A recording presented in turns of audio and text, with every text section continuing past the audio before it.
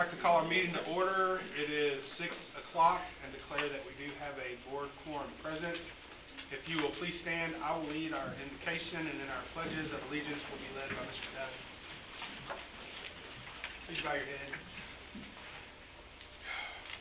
Father, we thank you for today and every day. God, we thank you for the opportunity that we have to come and to be a part of our community. God, be a part of our school district, and just get to be in this position, Father, to help to guide our district.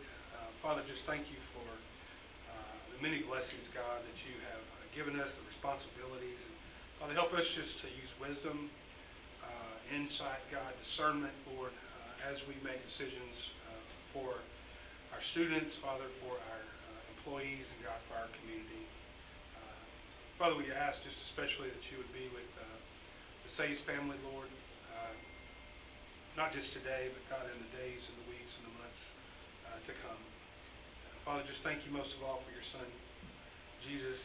Father, in his holy name we pray. Amen. U.S. Pledge. I pledge allegiance to the flag of the United States of America and to the republic for which it stands, one nation, under God, indivisible, with liberty and justice for all. The Texas Pledge. Honor the Texas flag. I pledge allegiance to thee, Texas, one state, under God, one and indivisible. I'd like to ask our board members to begin making their way towards the front as we transition into our awards, achievements, and recognition time.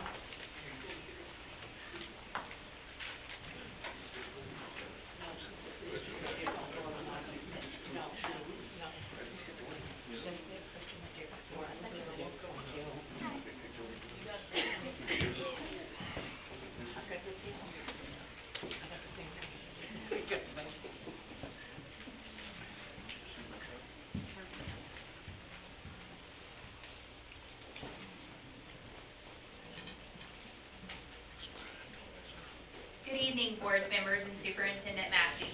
The Business Professionals of America Torch Awards program is designed to promote professionalism and leadership in both career development and personal growth. Students complete activities in 7 different torch categories: leadership, service, cooperation, knowledge, friendship, love, hope, faith, and citizenship.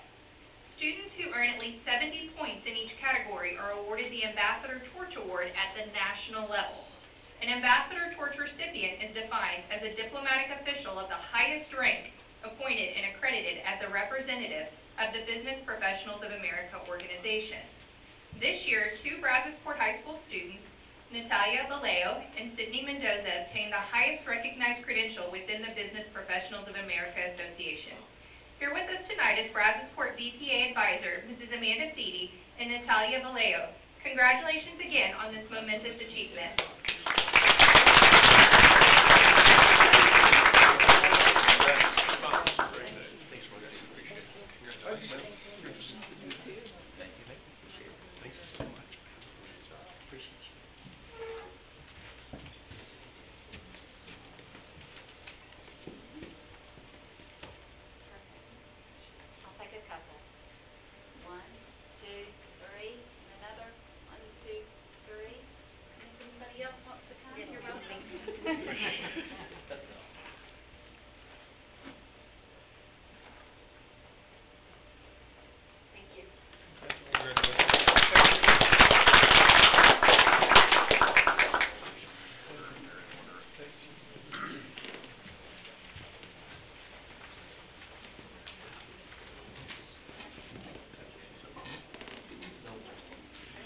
Good evening, Board of Trustees, Mr. Massey, Cabinet, and our BISD community.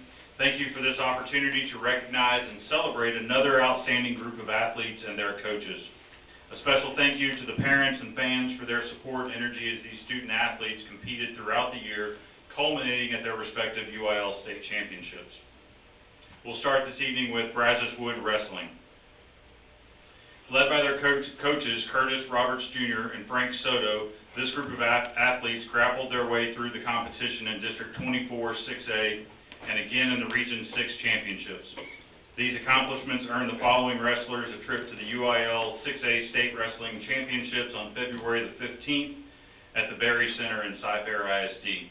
Let's recognize each of these athletes that are here with us tonight. Junior Karen Kime. Karen was the 24 6A district champion in the 165-pound weight class.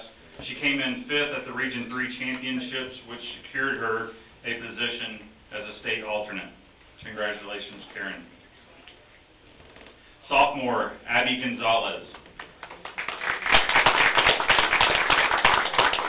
Abby was the 24 6A district champion in the 185-pound weight class.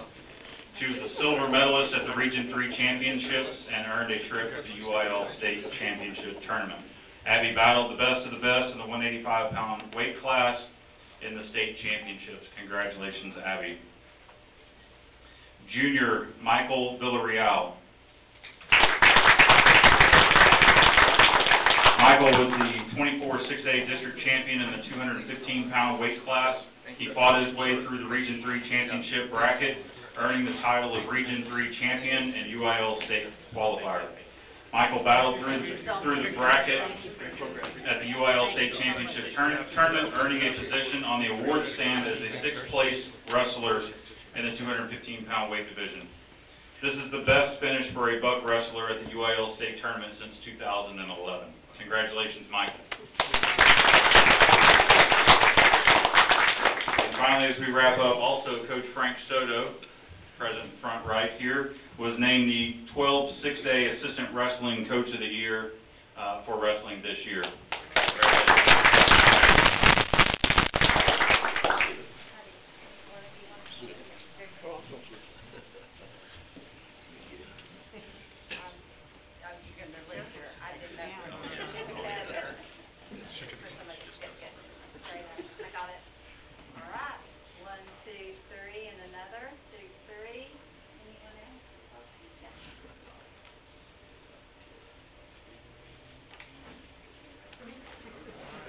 Good job.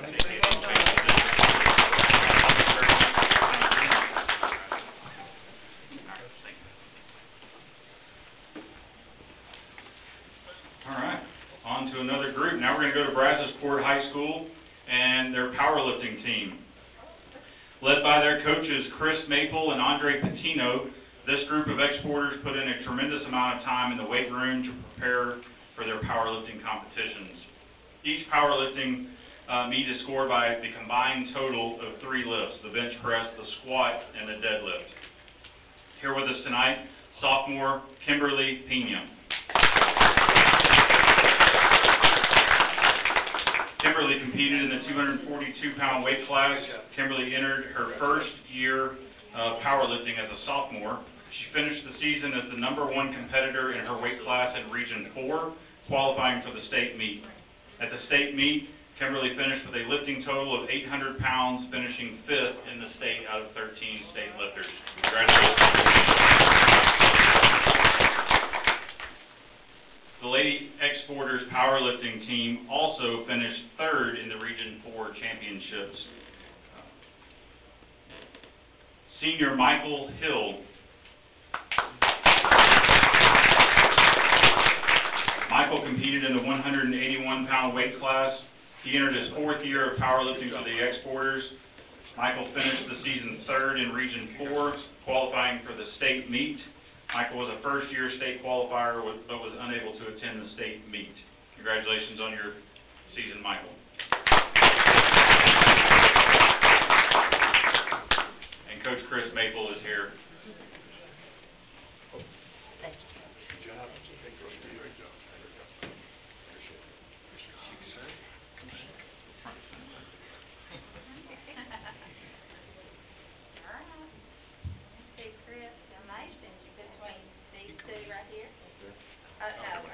Yes, yes, yes, Chris. Yes.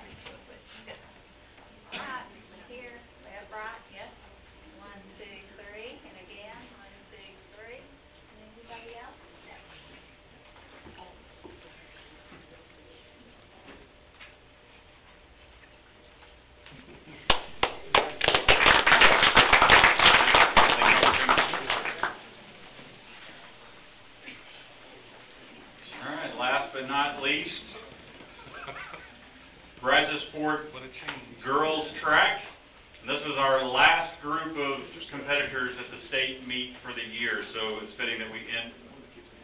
I don't know if you use a computer, it's kind of rushed in.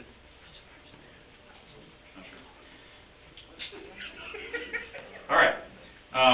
The final group we will recognize this evening was also our last group of state qualifiers for the 23-24 school year, led by their coaches, Richard Davis, M.J. White, Ariane Short, and Lachey Thompson. These ladies worked hard throughout the season to earn their ticket to Mike Myers Stadium at the University of Texas, Austin, in May. Here tonight, sophomore Nalia White. Nalia earned her trip to the UIL Track Championships in the triple jump. Nalia jumped her way to a silver medal at the Region 4 Championships with a jump of 37 feet, 7 3/4 inches. This earned her a trip to state in May. Nalia competed well in Austin, but an injury limited her performance. Nalia and her coaches will put in the work and compete to earn another trip to Austin next year. Great things still to come for Nalia. Senior Amaja Brown.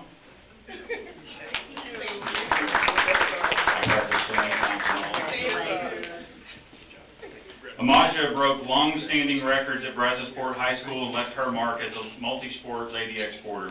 This year, she broke the Brazosport High School record in the 200-meter with a time of 24 seconds and 24.79 seconds, a record held by former lady exporter Charlotte Pickney Lewis for 48 years.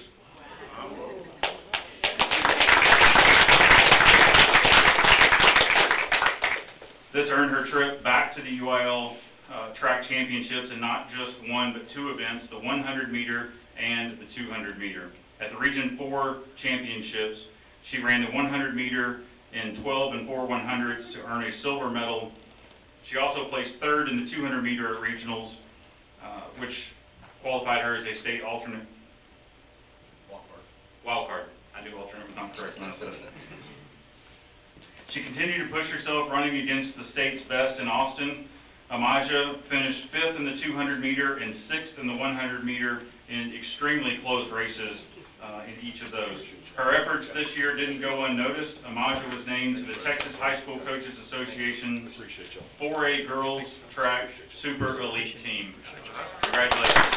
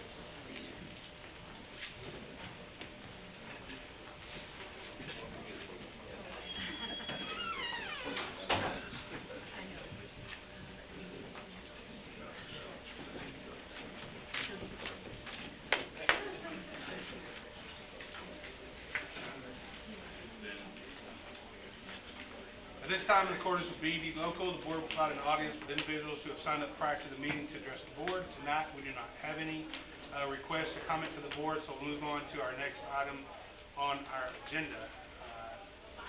At this time, in accordance with BED Legal, we will ask Ms. Rebecca Kelly to administer the oath of office to our elected trustees, Mr. Atkins and Mr. Reinhardt. Oh, we're coming down there? Yes, sir. I don't know if it's like home delivery.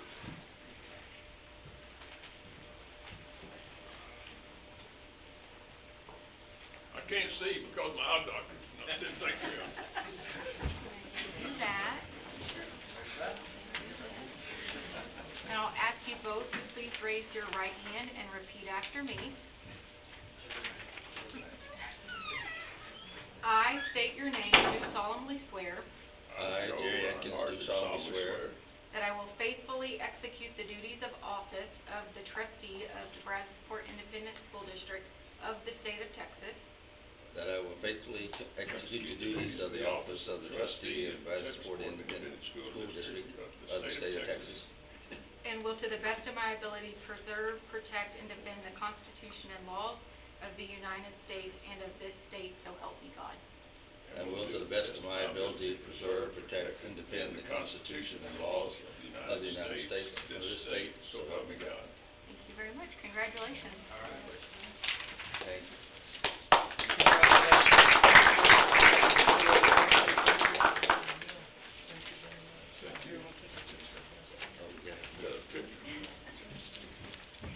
Wait, hold it up.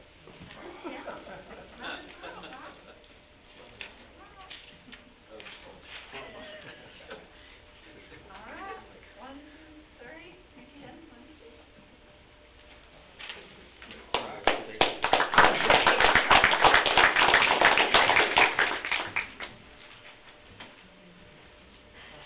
One meeting a month. One meeting a month.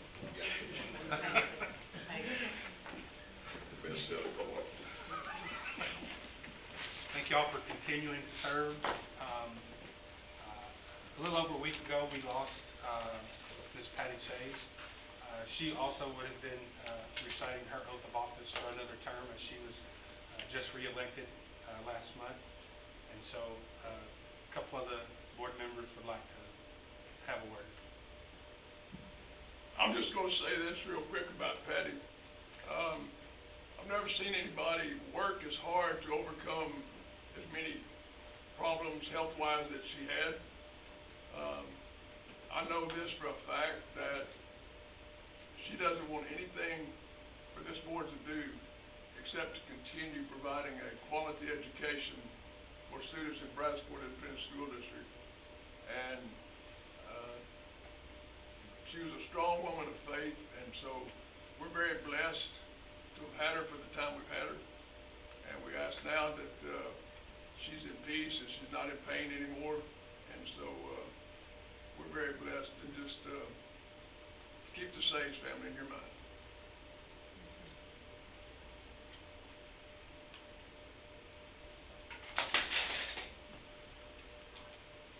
I'll just say we were planning on going to our conference.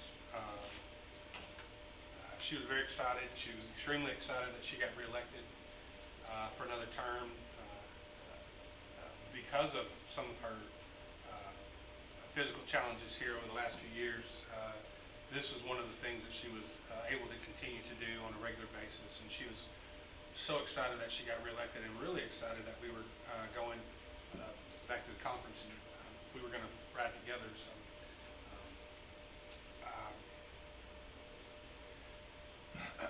it was just not expected. I think she was most excited about renting a little scooter in San Antonio and riding Riverwalk. She was fired up about that. Yeah, she was talking about it. Anybody else before we move on? Should be missed, for sure. She will be greatly missed. All right. Next item that we have on our agenda is our executive session.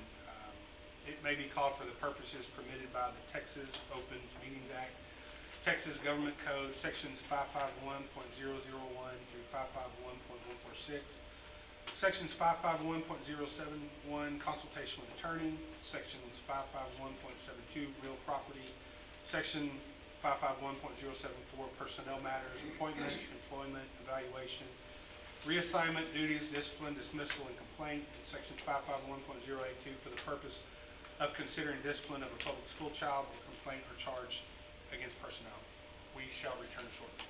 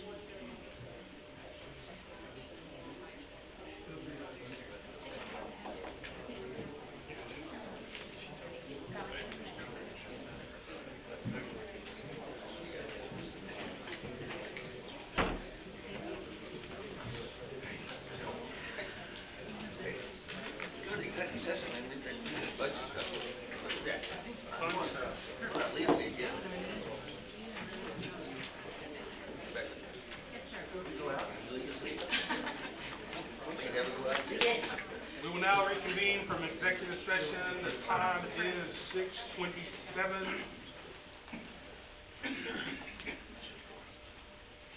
conditioning works. Wow, works. Anybody need a blanket? Check to see if y'all get cold yet or not. The first action item is the election of school board officers for the 2024-2025 school year. In accordance with policy BDAA local, the board must elect the president, vice president, secretary, and assistant secretary for the term of 1 year. Do I hear a recommendation?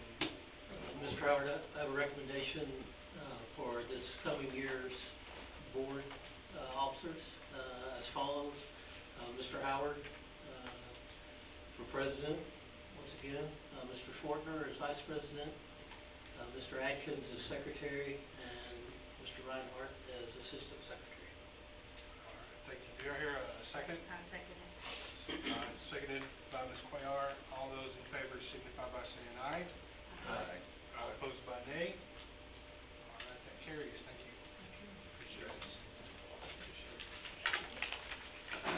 All right, the next item that we have on our agenda is a public hearing. We will now ask Ms. Rebecca Kelly to conduct a public hearing to discuss the federal grant applications for the 24-25 school year. This is a public hearing, so audience participation is invited at the conclusion of the presentation. Ms. Kelly. Good evening. In alignment with board policy CB local and the federal requirements, it's my pleasure to conduct a public hearing on 3 federal grant applications for the 24-25 school year. The 3 grants are the Every Student Succeeds Act, which includes the Title I, Title II, Title III, and Title IV programs. The Individuals with Disabilities Education Act, which includes the IDEA-B formula and the IDEA-B preschool grant. And then the Perkins federal grant application, which supports our CTE programs. Notice of this public hearing was published on the district's website and in the local newspaper on June 6th to give an opportunity for feedback and comments. For the 2024-2025 school year, Brazosport ISD will have a total of 13 Title I school-wide campuses. As a Title I school-wide campus, the Title I funds can be used to serve all students on that campus. The campus must conduct a comprehensive needs assessment, maintain a campus improvement plan, and facilitate parent and family engagement activities. For a campus to qualify as Title I school-wide and receive Title I funds, it must have at least 40% of its students identified as economically disadvantaged. Brazos Wood and the Lake Jackson Intermediate both are over the 40%, but are served instead through state comp ed funds. Overall, the percentage of economically disadvantaged students district-wide has decreased from 69.32% in the 23-24 school year to 67.14% projected for next school year. The Title I Part A provides supplemental resources to improve the quality of education programs and to ensure that students from low-income families have opportunities to meet challenging state assessments. The majority of these funds are allocated to our Title I school-wide campuses based on a per-pupil amount. The year 2024-2025 planning amount for the Title I Part A is $2,601,798, which is an increase of $26,370 from last year.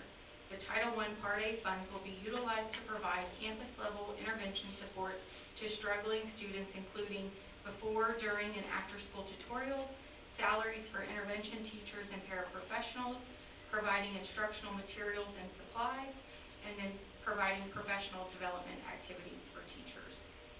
Also be used for providing training to teachers, administrators, and parents on the importance of working together and on implementing campus and parent-family engagement strategies, providing supplies and services to homeless students as needed, and then providing resources to our private nonprofit schools. The Title II Part A program is designed to increase student achievement through improving teacher and principal quality and increasing the number of highly qualified teachers in classrooms and highly qualified principals leading our schools. The planning amount for the 24-25 school year is $418,992, This is an increase of $7,591 from the prior year. Funds are used to support secondary content specialists and a district-wide math specialist. Stipends for mentor teachers, district-wide professional development, and then also has to be shared with our private nonprofit schools. The Title III Part A funds are utilized to develop programs for limited English proficient students to attain English proficiency, develop high levels of academic attainment, and meet the state content standards and student achievement standards. The planning amount for the 24-25 school year is $141,760, which is a decrease of $3,463 from last year. These funds will be used for professional development, parent involvement, instructional resources, bilingual paraprofessional support, and a district-wide parent and family liaison. The Title IV Part A is to improve students' academic achievement by providing all students with access to a well-rounded education, improve school conditions for student learning, and improve the use of technology. The 24-25 planning amount for the Title IV Part A is $189,707,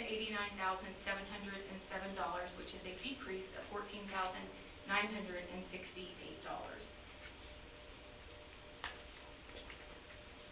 Perkins funds are used to strengthen career and technical education and develop more fully the academic knowledge, technical and employability skills of our secondary education students who are enrolled in the CTE programs and programs of study. The planning amount for the Perkins grant for the 24-25 school year is $126,096, which is an increase of $3,455. These funds will be used to support our quality CTE programs by providing students with strong experiences in all aspects of the industry by purchasing industry standard equipment and supplies, providing opportunities for our students to earn industry certifications, developing and improving the use of technology within our CTE programs, providing professional development to CTE teachers, and ensuring that our programs are created to meet the academic and career readiness standards. The Individuals with Disability Act formula, IDAB formula, provides supplemental resources to help ensure eligible students, which are ages 3 through 21, with disabilities are provided with a free, appropriate public education as required by the federal statute. The goal of the Special Education Department is to provide collaborative support services in an environment that embraces all learners to successfully achieve their full potential. The projected planning amount for the 24-25 grant year is $2,605,839. This is a $33,000 decrease from last year's projected amount. These funds will be used to provide appropriate staff to support our academic and behavior needs of our students.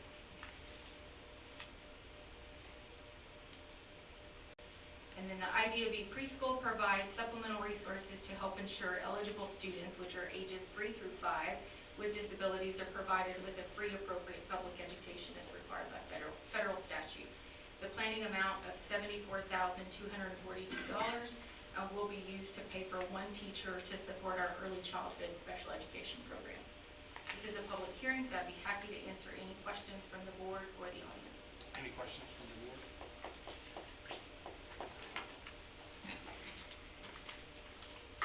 From the audience? Any questions from the audience? Thank you. All right, thank you, ma'am. Yes. Yes, ma'am. I was just wondering, has the district been awarded these grants yet, or you just applied for So them? they're in the application phase.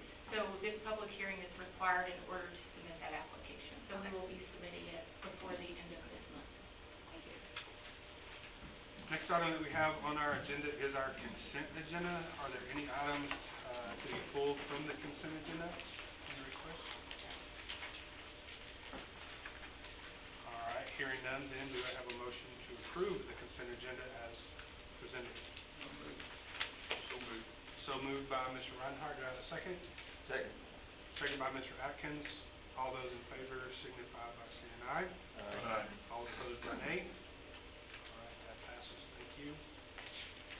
Next item that we have on our agenda are action items. Public comment will be allowed before a vote is taken on each action item. Our first action item is the optional flexible school day program application. by Mr. Redmond. Good evening.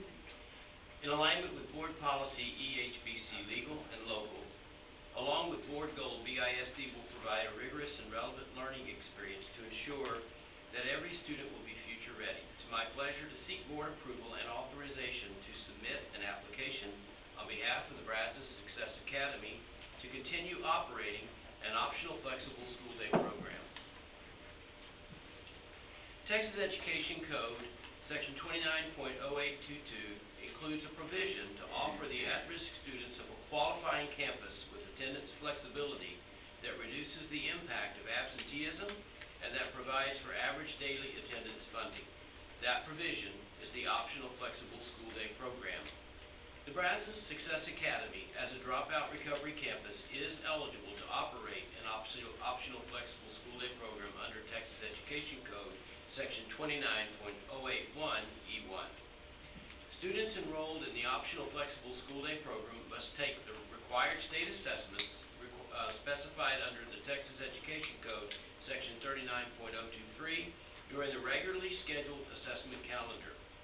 While attending the optional flexible school day program, a student may be counted in average daily attendance for purposes of funding only for the actual number of contact hours the student receives, up to 43,200 minutes per year.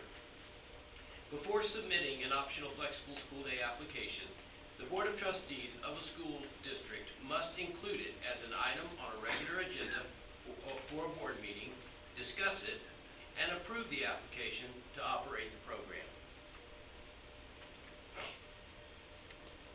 In addition, the Board of Trustees of the school district must discuss the progress of the optional flexible school day program before approving and applying to operate one for the next year. This slide features the report on the in-person OpFlex program. The Brazosport ISD in-person optional flexible school day program served 12 students during the 2023-2024 school year.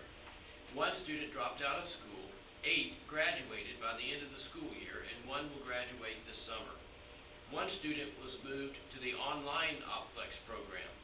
1 student will continue in the 2024-2025 school year. The graduation rate for 2023-24 will be 67% compared to 36% in 22-23. 14,634 contact minutes was divided by 240 minutes per day to equal 60.98 days of full ADA funding, which equals $2,410. The district's online OpFlex option, the Graduation Alliance, enrolled 24 students throughout the year. 1 student graduated, 3 students were deactivated due to no longer actively engaging, and 20 will continue with the program in 2024-25. Students earned a total of 18.5 credits and completed 31 courses for a total of 199,800 minutes. However, the state attendance accounting rules will only permit up to 4 credits per student per year to be used to calculate the full 240-minute day.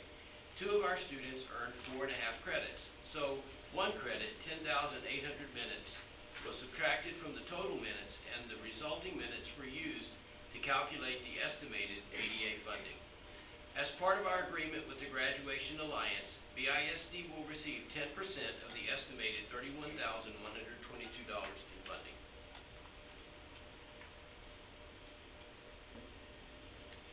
Offering an optional flexible school day program will allow the Brazos Success Academy to provide flexible scheduling to students who work, students with children, students who are pregnant, students who only need to complete state testing in order to graduate and who are participating in testing tutorials, and students who have earned most of their credits to graduate but who no longer need to attend school for a full day or half day to complete those credits.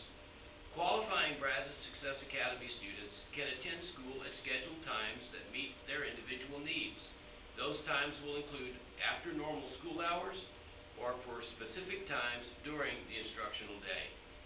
Students participating in the Graduation Alliance online OpFlex program have 24-hour access to their lessons year-round. I provided you with each of the 3 parts of the optional flexible school day program application in the board book. You have the application, the Appendix 3 document that describes both the in-person and online program offerings, and Appendix 5, which is a spreadsheet that TEA uses to record when and where the program will be offered. Approval of the optional flexible school day program is for 1 year and can be renewed following a review by the Board of Trustees and the submission of another application. The program is subject to reporting requirements to TEA. This year, I included our annual report at the beginning of the in-person section to Appendix 3. BSA estimates that up to 20 students will participate in the in-person program at various times during the school year, while we estimate that up to 25 students will participate in the Graduation Alliance.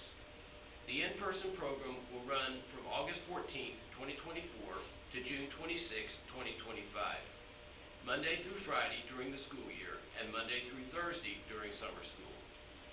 Graduation Alliance will run year-round. BSA will offer 376 in-person flexible minutes per day during the school year and 360 minutes per day during summer school. Students participating in the Graduation Alliance can earn funding for up to 8 courses or 4 credits per year, with the maximum number of minutes capped at 43,200 per student. Students can attend face-to-face classes, credit recovery, STAR EOC tutorial sessions, or attend online through Graduation Alliance. The application must be submitted at least 30 days prior to the start date of the program, so it is our intent to submit the application no later than June 20th. It is the administration's recommendation that the Board of Trustees authorize the district to submit an application to operate an optional flexible school day program at the Brazos Success Academy in 2024-2025. At this time, I'd be happy to answer any questions from you all or from the audience. Any questions about the recommendations from the board? Yeah, I do. On the Graduation Alliance, did we get squared away on that? Weren't we? Yes. You're right, we were, We were denied and whatever, and, okay. Yeah. I figured you had, but. And honestly, that's what makes the 31 courses and 18 half credits so remarkable, because that was primarily this spring, once we finally got cleared away with TEA. and that wasn't a local issue, that was an issue That's that right. TEA Right. had with Graduation Alliance, and so, What do you mean, TEA had it? TEA had an issue. Yeah. But we do appreciate Mr. Whitehead and Mr. Redden for their efforts, regarding their, continuous, persistence towards TEA to get this done, because we have, as you can see, we have many kids that benefited from it. Exactly. Good. Any other questions from the board before we vote? From the audience? All right, hearing none. We have a recommendation. Do I hear a motion from the board? Make a motion to approve as written. I'll second. It's been moved by Mr. Dunn to approve the recommendation as submitted, and seconded by Mr. Swartner. All those in favor signify by saying aye. Aye. All opposed by nay. All right, carries. Thank you, Thanks. Mr. Redden. Next item that we have on our action items is the selection of Texas Association of School Board Delegate and an alternate. All right. In accordance with Board Policy BD, local and as a member of the Texas Association of School Boards, we are provided the opportunity to select a delegate to represent our district at the TASB Delegate Assembly in San Antonio on September 28, 2024. The purpose of the TASB delegation is to elect TASB leadership, amend TASB bylaws, and adopt legislative advocacy agenda. The Board of Trustees must take action to select a board member and a delegate, or to select a BIC board member as a delegate and an alternate. It is the recommendation of the administration for the board to select a BIC board member to serve as a TASB delegate and select an alternate. In the past, we've had some of our own volunteer. Mr. Atkins, would you like to continue to fill that spot, or? Sure. 11 to 12 years. 11 to 12 years? All right, thank you, sir. And we also need an alternate. Mr. Swartner has been. Yeah, I'm fine. If Glad to there's continue. someone else that'd like to be, I'm fine I make a motion that we see, recommend Mr. Atkins as the delegate and Mr. Squirter as the alternate. All right. It's been moved by Mr. Reinhardt. Do I have a second? Second by Mr. Dunn. All those in favor signify by saying aye. Aye. All opposed by nay. All right. Congratulations, man. All right, thank you. It's a tough campaign. Sounds great. Take your signs down. Next item that we have on our agenda under action items is the legislative advocacy, Texas Association of School Boards resolution. Ms. Kelly. To make sure Mr. Atkins has something to work with as our delegate. So in accordance with Board Policy AE Local, it's my pleasure to present some legislative advocacy resolutions to be submitted to the Texas Association of School Boards as part of their legislative agenda process in preparation for the 89th legislative session. TASB defines cornerstone principles as the foundation of their agenda. They set priorities based on objectives arising from their grassroots process. TASB solicits resolutions from school districts to help guide their stances and responses on proposed legislation. For consideration, I have prepared 7 resolutions that align with our Brazosport ISD legislative priorities. A high-quality and well-funded public education system is essential to help every child reach their full potential. When it comes to state spending on education, Texas ranks in the bottom 10 states in per-student funding and trails the national average by $4,000 per student. Therefore, the proposed resolution is TASB advocates that the state increases the basic allotment per student, which is currently $6,160 per student, to account for the rate of inflation to adequately provide for the educational needs of students. The current basic allotment per student in Texas is $6,160, and that figure has not been adjusted since 2019 to account for the record inflation that we have experienced. As costs for salaries, supplies, insurance, and facilities rise, school districts across the state face significant financial strain. Increasing the basic allotment is essential to ensure that all districts can provide a high-quality education, support teacher recruitment and retention, and invest in critical programs and services. Adjusting the allotment to reflect inflation will help maintain educational equity and prepare students for future challenges, affirming the state's commitment to educational success of all students. The second one is Brazosport ISD supports funding formulas to be based on enrollment versus average daily attendance. Texas is only one of 6 states across the nation that funds public schools based on students and average daily attendance. School districts plan and budget based on the number of students that are enrolled. Every student must be assigned a campus, a teacher, and a seat in the classroom. We must prepare to educate every child, every school day, even when the child is absent. If a student misses 9 days during a 180-day school year, the district loses 5% of funding that a student with perfect attendance would have otherwise generated. We still pay the teacher their full salary, even if a student does not attend school every single day. Therefore, the proposed resolution is that TASB advocates for funding to be based on district enrollment and removes the average daily attendance requirement from the formula. In Texas, schools are funded based on the number of students enrolled in daily attendance on campus.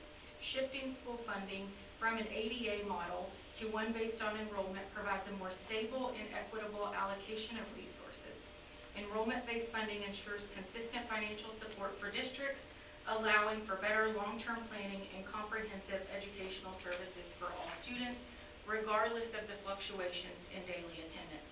By focusing on enrollment, schools can encourage attendance through positive incentives without the financial penalties associated with ADA-based funding, promoting a more effective educational system in Texas. Current funding formulas for special education services are based on formulas that were set decades ago, based on how much time a student spends in a particular classroom setting. In Brazosport ISD last school year, the current special education funding formulas that is generated based on these outdated funding formulas was $11.3 million in revenue, while the associated cost to the general fund to provide the individualized services with students with disabilities exceeded $15.8 million. That is a $4.5 million gap in funding. At the state level, that gap totals over $1.8 billion across the state. The proposed resolution would be that TASB advocates for the special education funding formula revisions to focus on student need rather than the amount of time spent in a particular classroom setting. The current funding formulas for special education services are outdated based on old criteria. Today, most students with disabilities are integrated into regular classroom environments rather than being segregated by disability. Inclusive education, which aligns with evidence-based practices, requires additional support that the current funding formulas do not adequately cover. Furthermore, the U.S. Department of Education found that Texas violated federal law by failing to ensure that students with disabilities were properly evaluated and provided with an adequate public education. The TEA Corrective Action Plan has led to an increase in evaluation services, which are not covered in the current funding formulas. Additionally, the number of students requiring special education services is increasing, further exacerbating the gap between the state funding formula and the actual cost to provide the essential services. The outdated funding model fails to keep pace with the growing demand and the evolving needs of our special education students. To ensure that students with disabilities receive the support they need in today's learning environment, it is crucial to revise the special education funding formulas to reflect the true cost of inclusive education, updating the funding formulas to include evaluation requirements, and increasing the number of students that require service.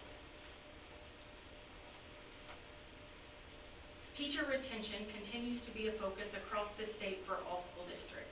The number of educators leaving the field is significantly larger than those entering the field from university and alternative certification programs. This result has created a teacher workforce shortage and unfortunately across the state leaves students without qualified classroom teachers.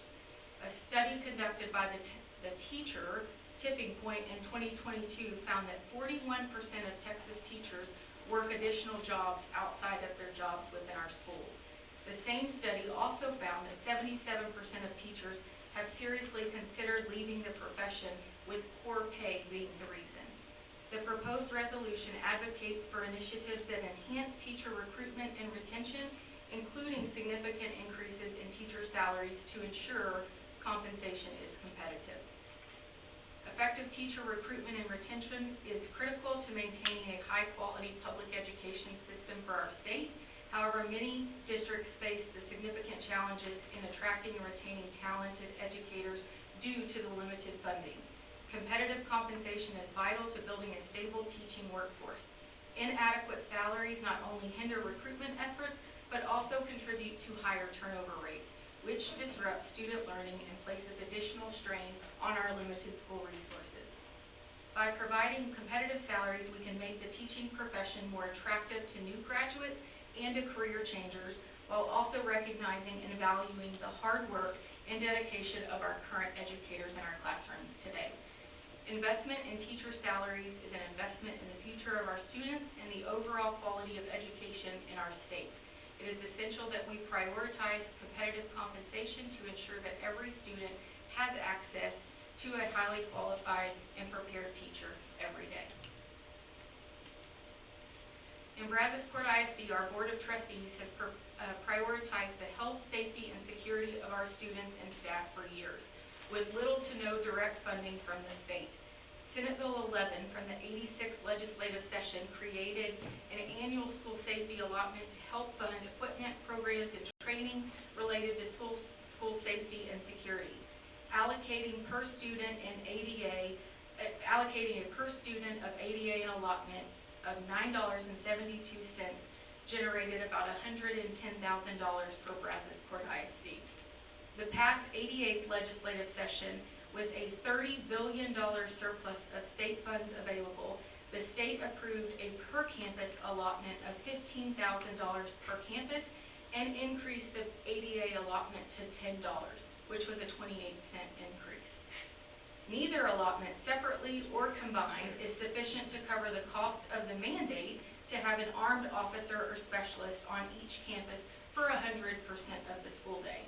Brazosport ISD spends over $1.8 million a year for campus police officers, safety specialists, and other security services, while our increased allotment that the state was proud to pass comes out to $355,000 a year.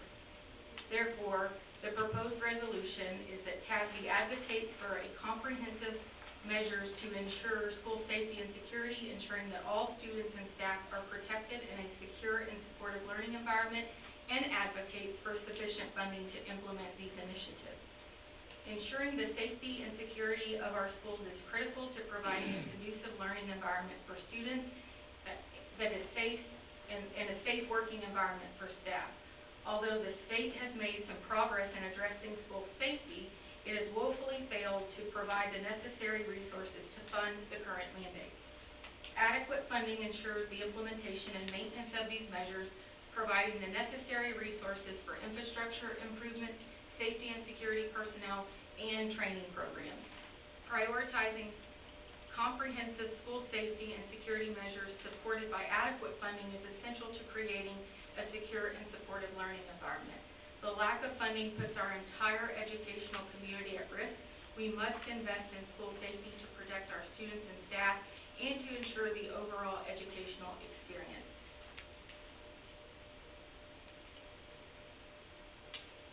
Brazosport ISD supports the repeal of the A through F accountability system. Texas public schools should be held to appropriate standards of quality through a comprehensive assessment and accountability system that incorporates fair measures of achievement based on state and local standards. The current state accountability system is too narrowly focused on a single measure, the STAR test. Brazosport ISD supports an accountability system that evaluates school success more comprehensively rather than one test on one day.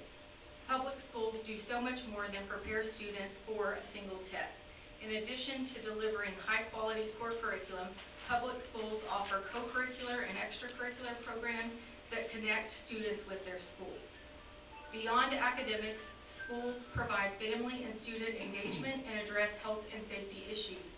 The list of what we do goes on, and it's absurd to be measured and rated on an A through F accountability system, which ignores all the other indicators of school quality that are valued in our local community. As such, the proposed resolution is that CASB advocates for the repeal of the A through F accountability system and supports the creation of an accountability system that incorporates fair measures of achievement based on state and local standards and reduces testing to those that are required by federal law.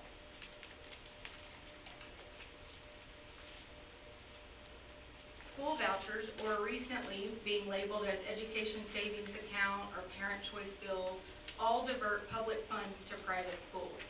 Private schools that do not provide the same level of academic or fiscal transparency as public school districts that are led by locally elected trustees. All schools that receive public funds must be subject to the same standards of accountability and financial reporting standards.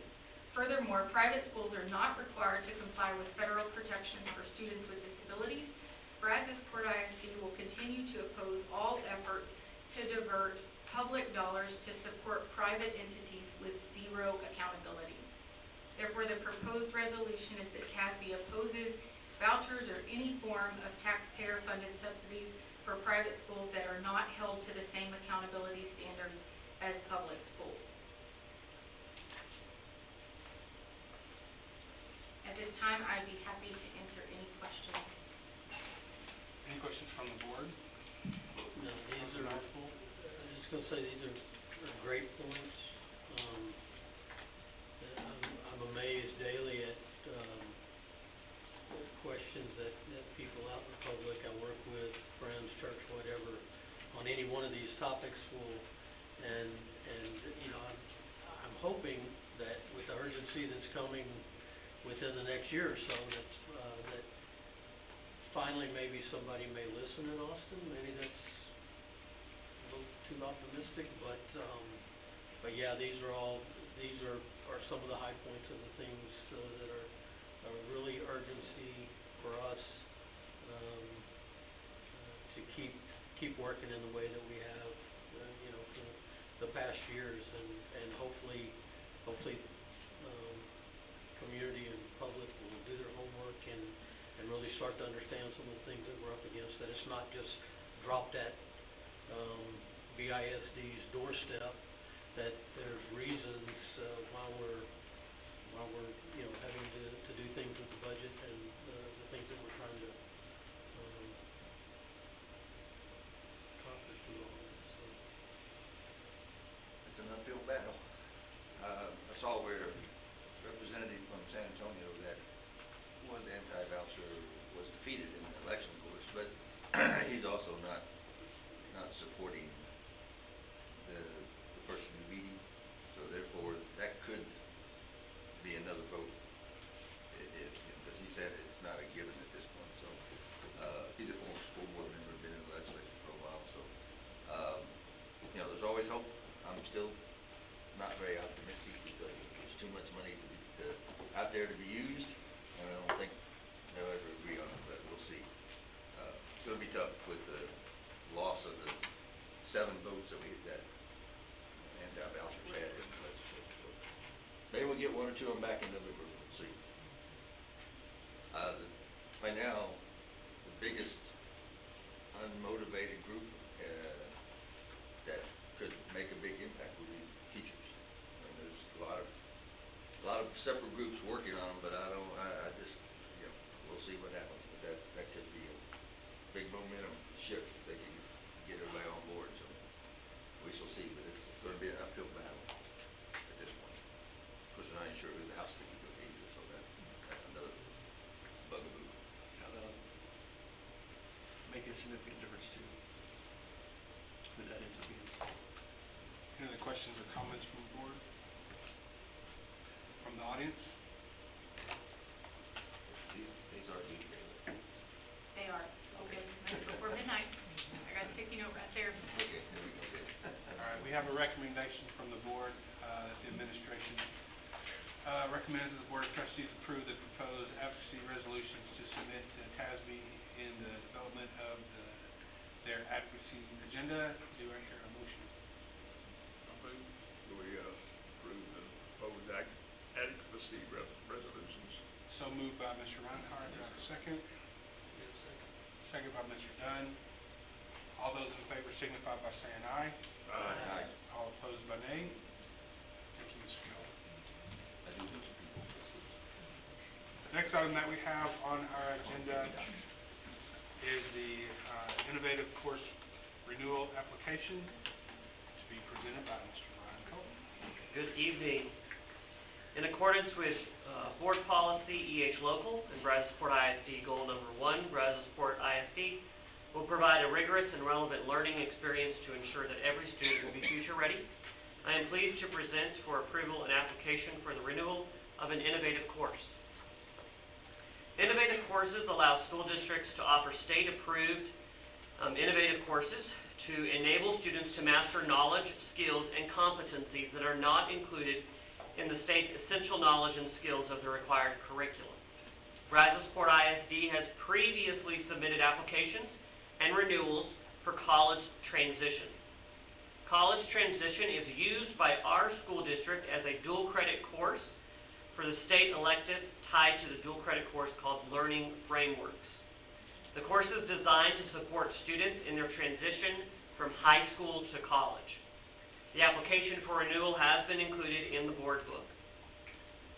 Currently, and for the past several years, this course has been used across the state of Texas with an enrollment of over 10,000 students each year. In Brazosport ISD, we have approximately 200 to 300 students that take it as dual credit each year. In Brazosport ISD, we also see that our success is not only demonstrated through the individual stories of students who successfully transition to dual credit, but in the percentage of our students who see success in dual credit academic coursework at Brazosport College versus the students who are non-dual credit in the same courses. In the most recent school year that we have data for, 22-23, 69% of non-dual credit students saw success in academic courses, whereas in our district it was 89% of students saw success in their dual credit courses. The administration recommends that the board approve the application for renewal of college transition as an innovative course for submission to the Texas Education Agency. At this time, I would be happy to answer any questions that you may have. Do we have to do this yearly, Brandon? We have to do this every 3 to 5 years, depending on how the rules change. Maybe next year. Maybe tomorrow. Yes, sir. Yeah. Any other questions or comments from the board? From the audience? All right, hearing none, do I have a motion to approve the administration's recommendation that we approve the application for the renewal of the college transition as an innovative course for submission to TEA? Move approval. Moved by Mr. Swartner, do I hear a second? Second. Second by Mr. Reinhardt. All those in favor signify by saying aye. Aye. All opposed by nay. All right, that carries. Thank you, Mr. Cole. Thank you. Next item that we have on our agenda is our BR reports. Public comment will be allowed on each report as well. The first report is the 2025 budget planning update. Ms. Kelly.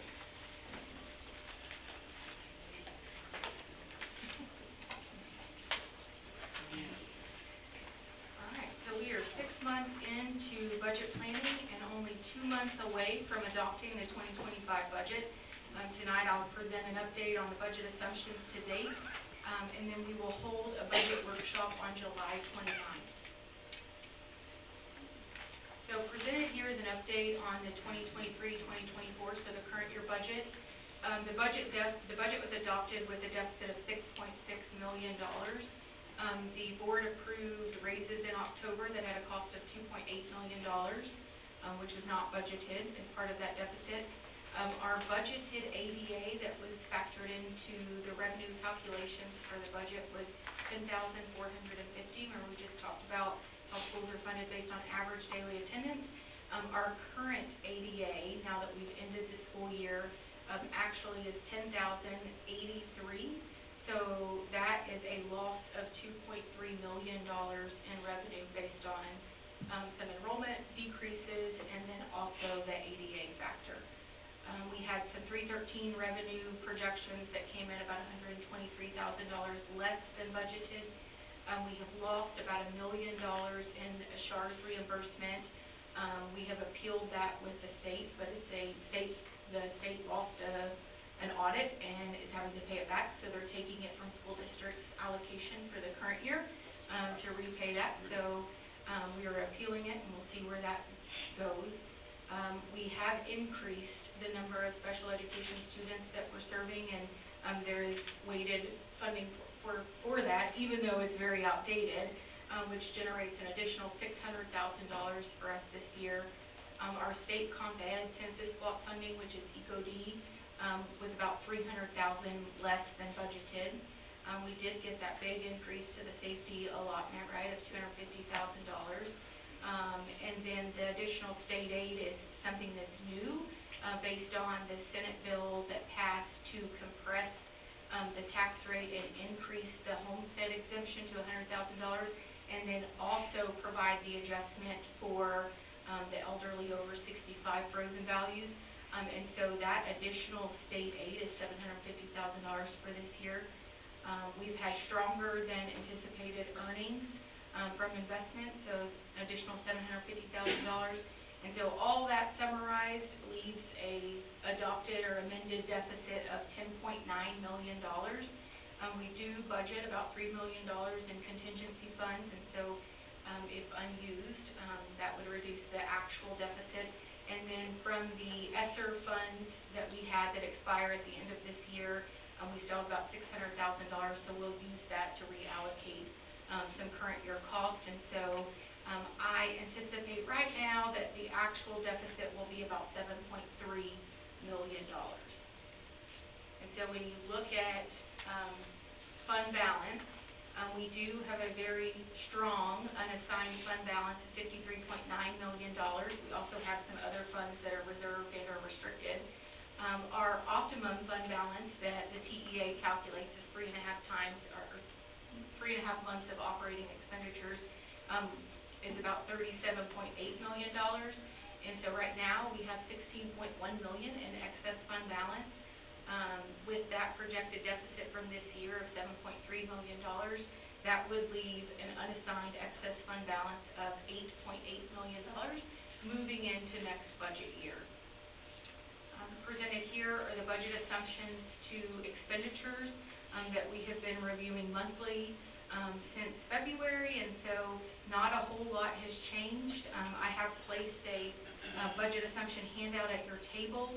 The only change is really, instead of a 50% AP at Brazos Success Academy and a 50% special education teacher, the add will actually be for 100% special education teacher, which does make about a $15,000 reduction to what we were budgeting last month. There's not a whole lot of movement on the expenditure side, but we will look at some revenue adjustments based on preliminary taxable values that we received in April from the Brazosport County Tax Appraiser, and then also revenue projections based on year-end ADA. And so in May, I shared the 2024 taxable value estimate that was provided to the district from Brazosport County Appraisal District. The estimate is always higher than the actual value because there are still a lot of outstanding protests that they're working through. So I'm estimating that the certified estimate that we will get next month will be about 95% of the estimate that I received in April.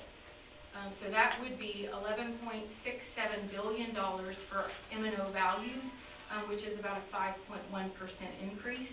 This would generate a maximum compressed tax rate reduction of 2.07 cents. And based on that rate, estimated collections would be $80.9 million for total M&O tax revenue, or an increase of $1.8 million. On the INS side, we have maintained a flat INS tax rate and utilized funds to pay off debt early where possible to reduce interest on outstanding principal. The INS rate is slightly less, the value is slightly less, so we would collect about $287,000 less in revenue, which is still sufficient to meet our current debt obligations. We will generate some state hold harmless money on the INS side for the increase in the homestead exemption to $100,000, and so that will also be factored into our debt service budget. These are estimates and subject to change. Okay, so based on current revenue projections, the district will have about a $2.6 million decrease in available revenues for 2025. Revenue has been updated based on ADA projections for next year using this year's end of school data. I am still working through some potential hold harmless provisions that could generate some additional funding based on the benefit that we lost with the tax compression resulting from Senate Bill 2 this past special session. Early estimates are that potential, or for it to potentially be about $2 million, and so that would help improve the bottom line that's presented here. I'll have more clarity on the impact of that in July. And then with one-time costs for the 3% raise factored in, the adopted deficit would be $13.4 million. We could choose to utilize a reduced budgeted contingency fund. We can balance the budget with the use of fund balance, and we still have funding that we can move back to help offset that from capital projects. And so at this time, I'll be happy to answer any questions. If not, I'll be back in August with more information. Any questions or comments from the board? Yeah, look, the special ed staffing adjustments is primary care, right? I'm sorry, Primary care, there's a teacher or two. It's both. Yeah, there's a teacher or two, but not, but, okay. And that's just based on the numbers, which are going up. Do we know what percent at this point is? I haven't seen it for a while. Ooh. 17.2%. I was going to say 18, so yeah. 17.2%. That is,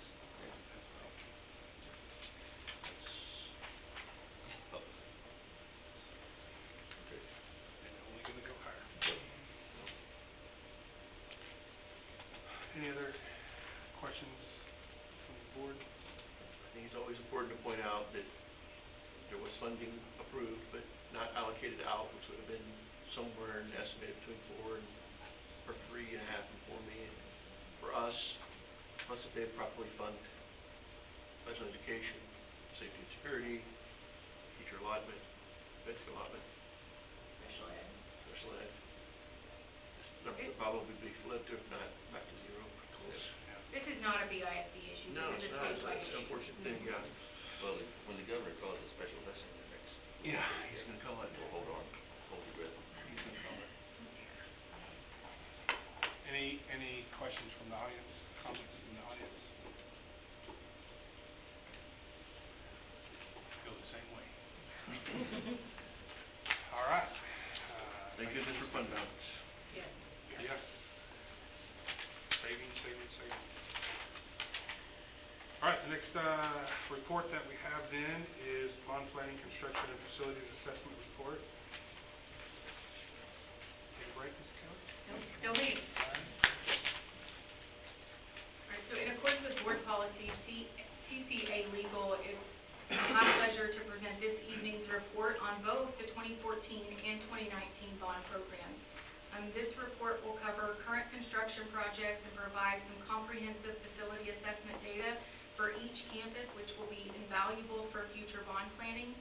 Please note that this is all informational and is designed to help guide future discussions and decisions related to potential future bonds. These are not recommendations for administration. It is simply data that we're presenting.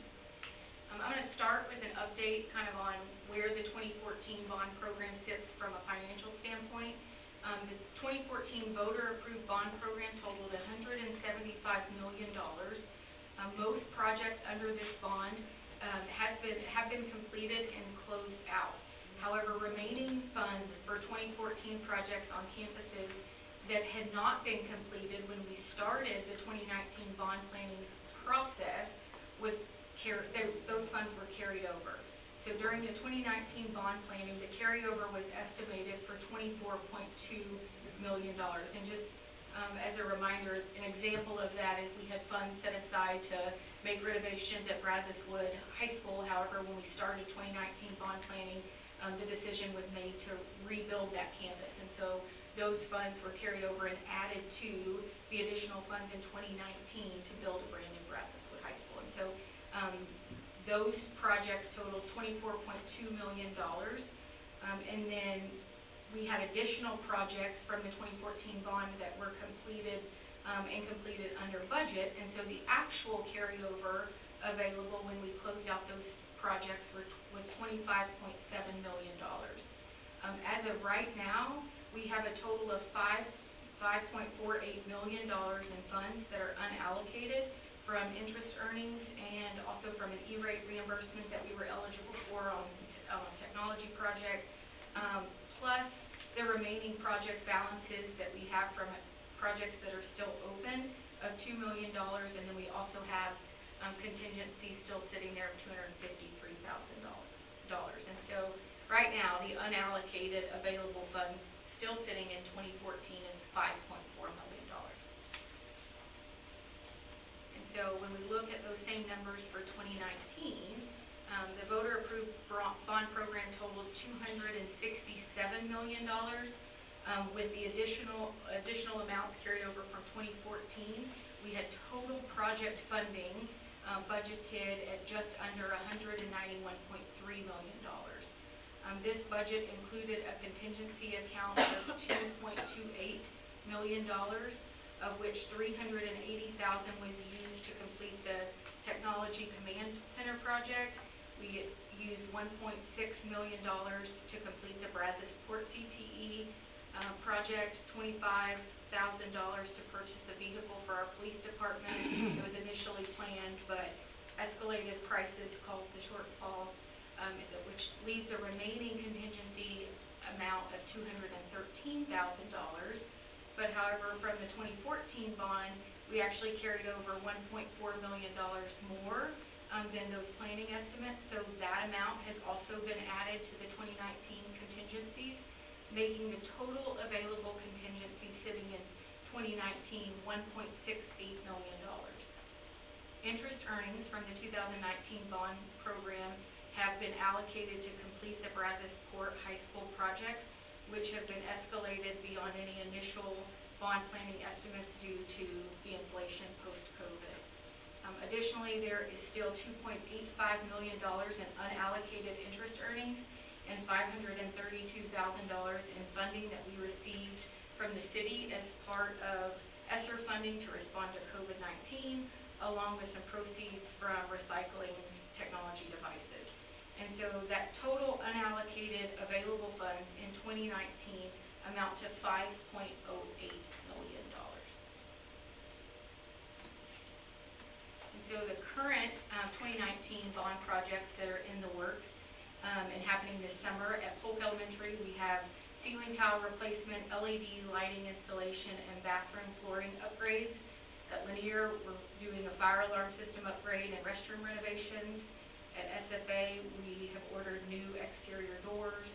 BSA is moving over to NAY.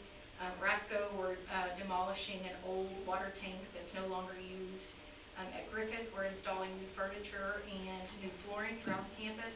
At Brazosport 9th Grade Center is receiving all new furniture. And then we have some kitchen equipment replacements happening at multiple campuses. And then additionally, we are in the final stages of new construction at Brazosport High School for the CTE addition and shop buildings. Renovations have also begun for the final phase of the education, health science, and robotics classrooms, as well as special education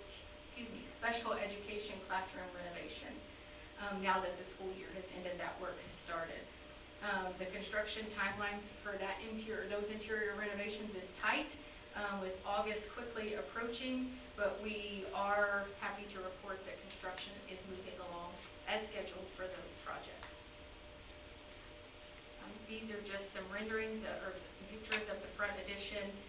Currently, our industry partner signs, who have collectively contributed $4.5 million towards our CTE Major Giving campaign, have been installed. The new shop buildings are impressive in size and have equipment that are being installed now. And then the demolition of the back part of the old CTE spaces is also well underway.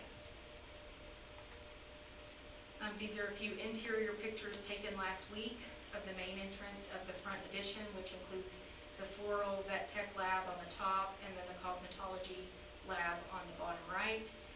Furniture for these spaces will start arriving this week. And then these are some pictures of the inside of the back shop addition.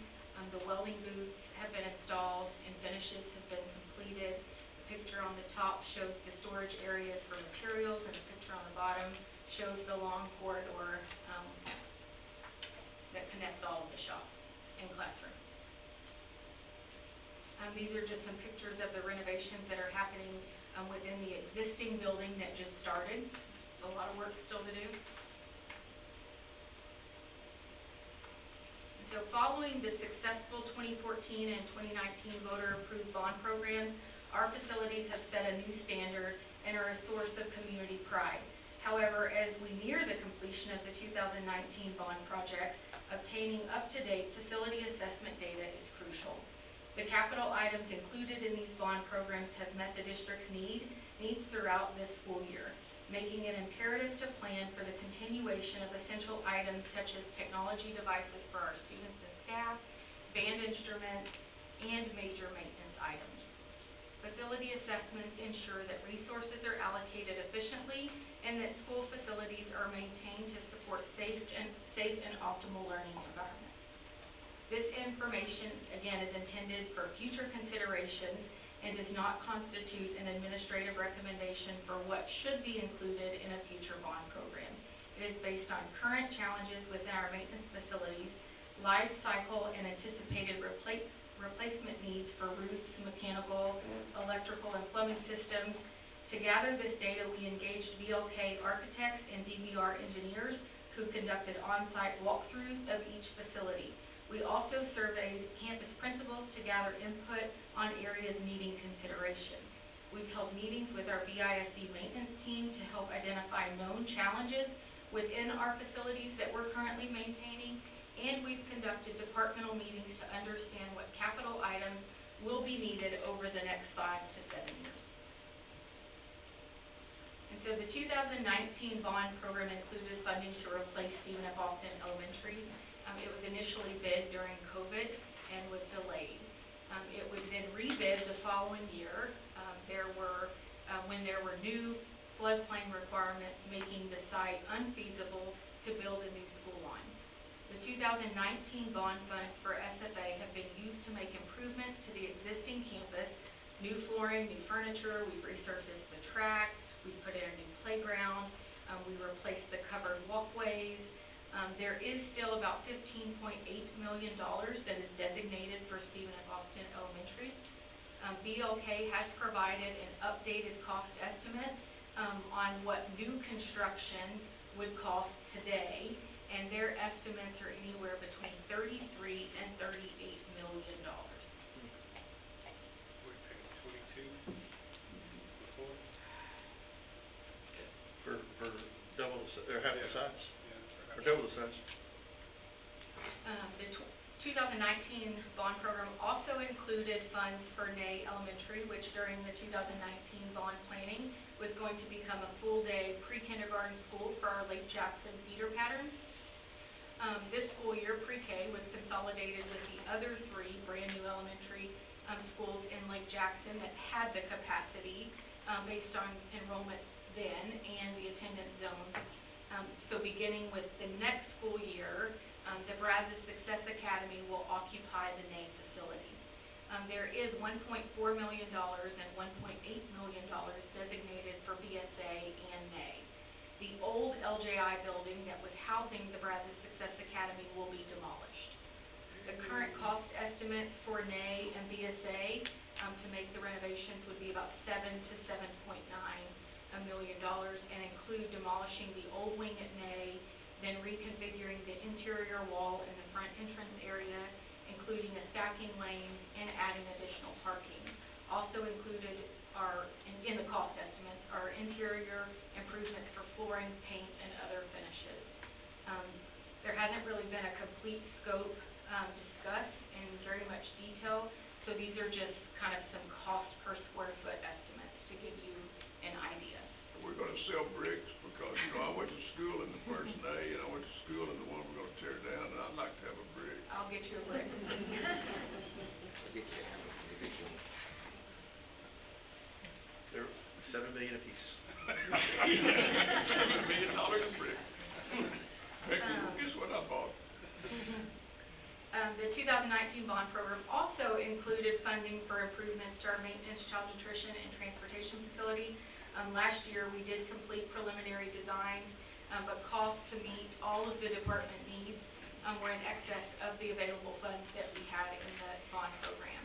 At this time, to meet the needs of the maintenance department and the child nutrition department, the total cost estimates would be about $16 million, and there's $8.8 million available. And then for transportation, to meet the needs of that department, the cost estimates are about $7 million on top of the maintenance costs. So these projects are on hold, and we're exploring options and, maybe to purchase or prioritize what improvements we can make within the available bond funds that we do have.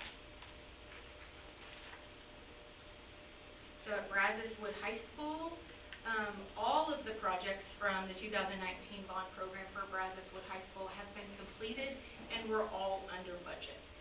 The current facility assessment identified areas at the 9th grade center that will need to be addressed in the future: roof replacement, building automation and controls, the HVAC-related items, some athletic-related improvements that were identified, or resurfacing the tennis court, replacing bleachers and windscreens, consideration for turfing baseball, softball fields. The Slade turf will need to be replaced in about 5 years. And then there's always the conversation about, Slade Field being varsity level stadium.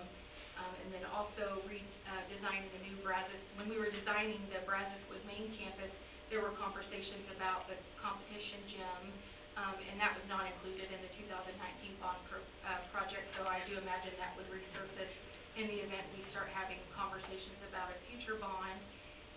Again, these are not recommendations, they're just facility improvements that will likely come up within our community if we start planning for the bond program, and I promise I'm gonna get to the pool, in just a minute. Because that was identified, obviously, as a challenge. But it's unfortunately taken a much more precedent need, and so, the pool at Brazosport High School is an immediate need. We did spend $588,000 from the 2012 and another $138,000 in the 2014 bond program.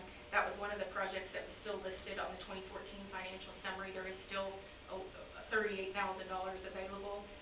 However, there are some current structural issues that have caused us to close that natatorium. We have done some extensive evaluations on what it would take to make the necessary repairs to reopen that facility, and at this point, the cost to make those repairs outweigh actually just putting in a new building, so recovering the existing pool, which doesn't make a whole lot of sense because the current pool has its own set of challenges and doesn't meet the current UIL standards. And so to spend money on a structure over a pool that, it doesn't make sense. And so what we are evaluating is rebuilding the pool. And so we had two options, right? We could rebuild on the existing site, which has some constraints. You can see in the picture the red dotted line, that's the actual size of the pool, what it would need to be, overlaid on the current natatorium, which no matter which way you lay it out, it's going to cross into the ROTC pad that we recently constructed. You have other, facility challenges with trying to construct it there. And so the other option that we have is partnering with the city of Clute to rebuild the pool that's currently on their site. And so when we look at the construction timeline, it's currently sitting at programming design, which is well underway, 2 to 3 weeks. We've got construction documents, 8 to 10 weeks to prepare those to be able to take it out to bid and get a contract underway with Stewart Builders of about another month. And then the construction timeline that we're getting right now is anywhere between 12 and 16 months. We do know that there are many challenges to the current students in our swim and water polo that they have right now without having a facility, and so it's not an ideal situation, and we are working with BLK and Stewart to accelerate the schedule where possible. And so the other big thing is what's it going to cost. This is actually a rendered drawing that BLK has put together of the proposed pool overlaying the current Clute pool, and the total cost estimate right now is about $8 to $8.9 million. That is significantly higher than the amount that they provided for us about 2 years ago, a year and a half ago. And so we are working with them. Their preliminary estimates that as we move along in design and actually start getting real costs back, hopefully will come down. But I wanted to make sure that we had funding available in the most immediate sense, not having to wait for a future bond, so we could get this project started. And so when we go back to those 2014 and 2019 financial slides, we do have $4.6 million that is unallocated in 2014 from interest earnings. And then since we did complete the rest of the Brazosport High School projects under budget, there is still $4.3 million that could be reallocated for the pool. And so that is $8.9 million, which covers the high-end estimates that BLK has provided. I will say the cost estimates do not include the recreational splash pad or lazy river. Those were just slated in there and rendered for the city to possibly construct in the future. So we will not be building those. This is just the just the pool. This is the pool and then also the equipment room. So we will completely demolish the existing pool and all of the equipment, tear it all out, and start over. And so the pool, the equipment, the house that covers the equipment, all of that will be new. We will use the current city concession stand, restrooms, and kind of changing areas. And then we're working with the city to get an agreement in place where we build it. We have 35 to 40 year kind of lease agreement in place, and the city will actually help us maintain it on an ongoing basis. But this is at the existing Clute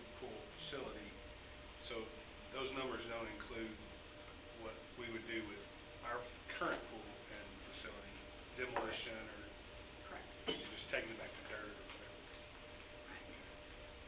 Which I did have them look at, is there a way to tear down the current structure over the pool so we could at least use the current pool as maybe an outdoor pool in the meantime that we were constructing this one? And unfortunately, that's not an option. We would have to drain the pool, we would have to cover the pool, which would be extremely costly. And then if we drain the pool, last time we drained it, we ran into lots of issues with the water, the groundwater level. It's on the So water table. draining it to tear down the structure around it to then try to use it temporarily, is not an option. So, Oh, no, I remember, I remember. yeah. And so to the swim parents and water polo parents in the room, we are working as fast as we can to accelerate the schedule to ensure that we get a new facility for your students. Any questions on the pool before I move on, or any of the Brazosport projects? Carry on. Oh, from the audience, yes, ma'am. Are there any bids that include the covering, or is it only outdoor? Right now, it's outdoor only. For the existing location, the red drawing, was that a 50-meter pool or a 25-yard pool? Oh, it's, 50 by 75. And that, the partition in the middle, removable, like you said, yeah. Go back Go back. to the picture. Right No, here. that was it. No, this is the rendered one. Oh, I'm sorry. That partition is 60 by 70. It's movable, so it's a portable, it can be moved. So it turned into a 50-meter Pool pool? can be moved. No, no, the lane divider. The bulkhead. Or bulkhead, They thank call it you. a bulkhead. That's what I was wondering. Have you visited with the people that put the Olympic pool in Indianapolis to see if they can make this any cheaper? I did not, but we do have pool consultants engaged with the OK. Yes, ma'am. Yes, sir. Who was the pool consultant? Oh, Councilman Hunsaker? thank you. Yes, ma'am. Is there any plan for, what does this fall look like, this current year? So our athletic director, Jay Zeller, I know has done a really good job at communicating with the coach and booster club president, and so he will provide some updates to y'all as we move along. I don't have that specific information, but we will get, we've tried really hard to communicate to parents, as we've had information to make sure it gets to y'all as quickly as possible. Back to the size of the pool. Looks like, so everything that's been looked at has been a 50-meter outdoor pool. Okay. No, it's a big pool. It's awesome. It'd be great to have that, but it's one of those things that's, there's lots of reasons to use 50-meter, but it's more than double the cost. Yes. So when I got these cost estimates at the end of last week, and so some of the conversations that we have had would be, what would the cost savings be if we reduce the size? This is the pool that we collaborated with the coach on, and so we're doing everything that we can to build a state-of-the-art pool. It's something that y'all will be proud of. And so, and after reconciling all of the available funding, we can afford this pool. And so we will do some value engineering to determine if we did reduce the size, what it would cost, and is that worth it at this point? It's kind of a 50-meter outdoor or a 25-yard indoor, just, balancing the cost between the two of those. Let me ask a dumb question. What's the size of the current pool? Small. 25 yards. 25 yards, only 6 lanes wide, shallow, deep. And shallow. What is Oh, I didn't see what is that. the UIL pool for official? 25 yards. Yeah, 25. 8 lane. 8 lane, 25 yards. Double D. For swim and polo? Yes. Now, there's a lot of advantages to having a 50-meter pool. You can put both programs in at the same time. There's a lot more opportunity for bringing outside revenue, Yeah, that was the whole intent. There's a lot there. That was the whole intent when the city of Clute built the 50 pool, because they had meets and they, it was big at one time and then just kind of. The only drawback is where we are from a weather standpoint and things like that. You're gonna lose days. It's it's worth a discussion as you get farther down the road. I will certainly take that Are, back to our. are most pools fully enclosed, or are they just covered? Most are fully enclosed AC Natatorium. buildings. Alan has What's What the, should they do? what's the 25,000 seat stadium too. average seating in a pool that meets in 100 people, 200? 500. And the big pools are 1,200. That's Well- excessive, but I'm planning for 500. Have y'all been to any of the Lamar, I have fellow trustees in Lamar, they always rave about their pools, and in fact, they're trying to build 2 new ones, but I think it got defeated, but, so I assume it's pretty good size. Yeah, they're, Well, they have swim for intermediate schools also, so. Does that cost include any, seating, stadium seating? it's on the side. So it's rendered here, the cost estimates do not include bleachers. We're working on getting that pricing separate. But there will be bleachers. Well, yeah, It just, there will be bleachers. So Well, one in of order the to come in challenges there, with you're our gonna have current facility is not enough seating. to put them on that side, you're gonna have to bring in a bunch of dirt and retaining wall, because it slopes off pretty fast over there. That was one of the concerns when we were looking at it last time. And that may be part of the valuation to do the 25 meter instead of 50, because, yeah, it slopes off pretty, the drainage, that it would require additional dirt or a bigger one. Which is why when I don't like these timelines, I understand that it does take time to design and develop something that we can realistically build. So it's still early. And that drainage is a major. What kind of commitments or assurances do we have from the city of Food for this? So we're working right now to execute interlocal or long-term lease agreement that our school board will approve and their city council will approve. So it's a legally binding lease.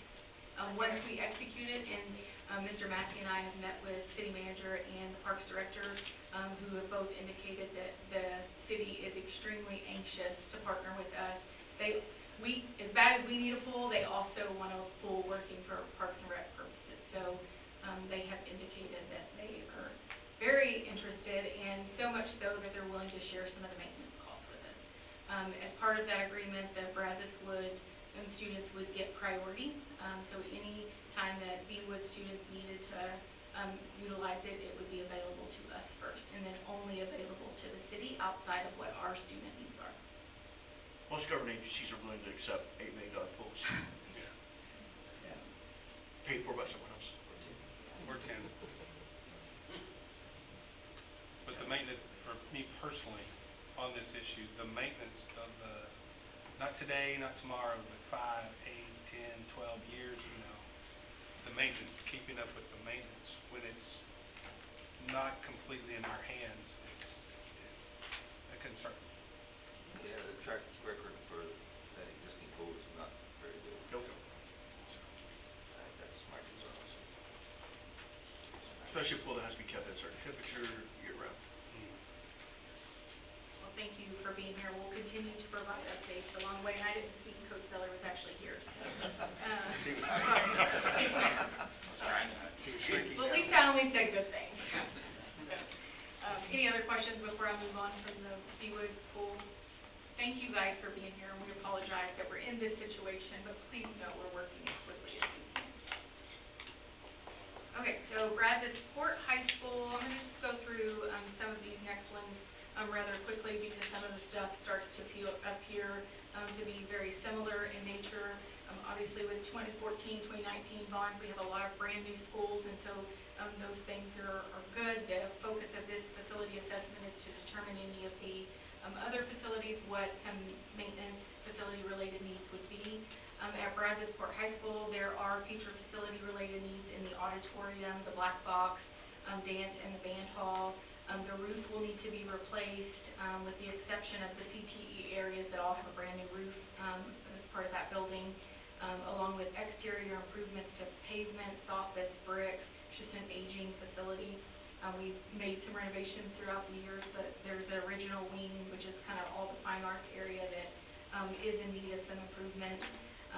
From an athletics standpoint, we need to replace the lighting at both the baseball and the softball field, and also at tennis, and then we could consider adding turf to the baseball and softball field. The 2019 bond program made improvements to the exterior of the old weight room, but the inside was not addressed. And then at Hopper Field, the 2019 bond funded the construction of the new concession stand and restroom facility. The new entrance was also completed. The field turf that's currently on that field has reached the end of its life cycle and is actually in need of replacement now. There are also continue to be maintenance challenges with the current condition of the press box and especially the single elevator that we have. At Freeport Intermediate, the campus does not have a secure vestibule at the main entrance. The stacking lane is not currently adequate, and the vehicles do back up along the street and the highway at dismissal. There's some exterior improvements to the brick and pavement, along with some mechanical and electrical needs. The track and the tennis courts both need to be resurfaced, and then a new weight room could be considered. So, what is is that the sidewalk by the? Yeah, these are current pictures from the facility. That's on the drive-through? So, with the picture is the sidewalk, one of the sidewalks. Did they not put any rebar in there? Do what? Did they not put any rebar in there? It doesn't look like it. So. Okay. Yeah, these aren't pretty pictures, right? This presentation is highlighting the things that we need to improve, not necessarily how great of a job our maintenance department has done in maintaining some of our older Oh, no, facilities. that's been from the installation. Yeah, so keep that in mind, like. I know who built it. Yeah. We could show some we've renovated the PPE spaces at Freeport Intermediate, so we could show the pretty pictures, but we're working on ways that we can improve. We need to upgrade. Yes. At Lake Jackson Intermediate, there are also exterior improvements, again, to the pavement, and then mechanical and electrical related items. The roof will also need to be replaced. The track needs to be resurfaced, and then the concession restroom building at the football/soccer field is also in poor condition. And then we need some additional home side bleachers. Then the tennis court lights will also need to be replaced. In poor condition when I was there. At Clute Intermediate, there are mechanical and electrical related needs. Clute will also need a roof replacement.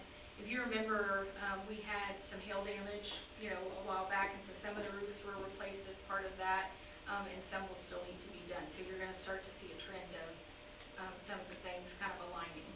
And then their track at Clute Intermediate also needs to be resurfaced. At Rasco, we need to address the stacking lanes and make miscellaneous pavement repairs, and also add parking lot lighting. There are mechanical, electrical, and plumbing related improvements here as well. And then at Griffith Elementary, there are significant amount of interior improvements that are needed. We do still have about $1 million available for Griffith in the 2019 bond, but this isn't enough to upgrade all of the interior finishes and renovate the group restrooms. And so the campus will also need a roof replacement in the future and have some mechanical and electrical related items that need to be addressed. Right now, this summer, they're getting new furniture and new flooring, so we'll continue to make improvements there with the funds we do have available. And then at Polk, it's in pretty good condition on the interior. We have done a significant amount of work from the 2019 bond program there. We have replaced the HVAC system, flooring, furniture. This summer, we're doing the ceiling tiles and the lighting. So there are just a few exterior things that need to be addressed, including a potential roof replacement. And then based on enrollment, we have consolidated the Freeport Elementary schools and reconfigured the grade levels. Linear will house grade 3, 4, and 5 next school year. We have closed Velasco Elementary since the 2019 bond program. There is still $722,000 allocated to Lanier and $1.37 million allocated for Velasco items at Linear are exterior improvements, including a stacking lane, pavement and brick repairs, additional parking, and then also perimeter fencing to secure the back drive.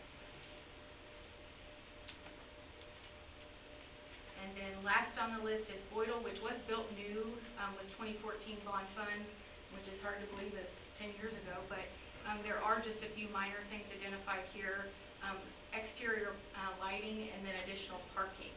I did a count just because this was a campus request, and it does have fewer spots than Brandon, 25 to be exact. So parking is challenging there with all the volunteers and visitors that they have. And then we have some maintenance issues with drainage on the playground area. So just a few little things. And then the 2019 bond program had about $30 million included for capital-related items. Some of these items are essential to continuing to run and operate our district. In the absence of bond funds, many of these items would have to come out of our very limited general fund budget, which we just currently talked about, having a $13 million deficit. And so we are still working through what the anticipated cost would be for each of the departments related to these areas, and then how far we can stretch the dollars that we do have remaining in the 2019 bond for these types of items. Examples of these items are security cameras at campuses, fire alarm replacements, custodial, cleaning equipment, aging buses, kitchen equipment, and so forth. And so I do have a comprehensive list from all of our department leaders on what those things are. And then capital needs for curriculum and instruction span from classroom technology to campus workroom printers and copy machines for teachers, to network infrastructure and maintaining the technology devices that we have for students and staff. And the capital needs for students participating in extracurricular programs cover items such as uniforms, band instruments, and other fine art and athletic department related needs.